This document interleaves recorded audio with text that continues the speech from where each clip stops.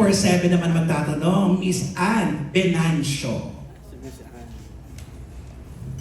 Hello po, good afternoon. Kay Direk po, of all the love teams po, Direk, why is it po Francine?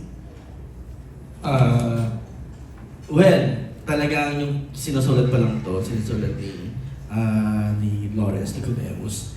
Talaga, ang utak talaga namin, yung naiisip talaga namin is Francine talaga for this movie. I think na hindi lang naman siguro sa popularity, pero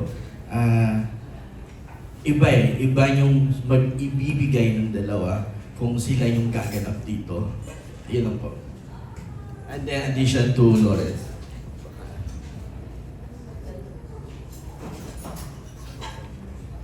Yes, well, as sabi nga po ni Direk, talagang nung ginagawa namin ito, pinag-brainstorman naman, Francette talaga yung nai-imagine ko. Kasi out of all the love teams, sila yung nakitaan ko ng parang, yung may depth, yung chemistry talaga nag-uumapaw, at saka yung hinahanap nung characters, yung maturity, at the same time yung bubbliness, ay nasa kanila ko nakikita talaga. Ayun po. Sa Francine po, reason naman po kung bakit niyo po tinanggap. Since parang si Francine, baliw-baliw daw yung character.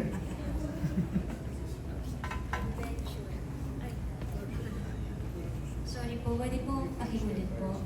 Reason naman po kung bakit niyo po tinanggap yung role. Honestly po, dapat 2 or 3 years ago na po namin nagawa ito. Noong 2023 pa po na nag-teach sa amin yung story. Kaso nagkaroon po ng delays hanggang sa finally nandito na po kami. Yung reason po ba't namin kinuha other than it's another blessing. Hindi naman po kami nag-no ever. Naghihintay lang po kami pareho ng right timing and ang lapitin po namin sa tamang panahon. Yung story po kasi na to, hindi naman po literal na baliw ako, hindi naman po, medyo lang. May pagka lang po, since yun yung, kumbaga yun yung ambag ng character ko at isa sa mga magiging dynamics din niya with Seth's character. And other than that po, syempre, hindi naman po pwedeng mawala yung puso ng kwento, pero hanggang dun lang po masasabi po na. Yes, thank you very much, Miss Ann.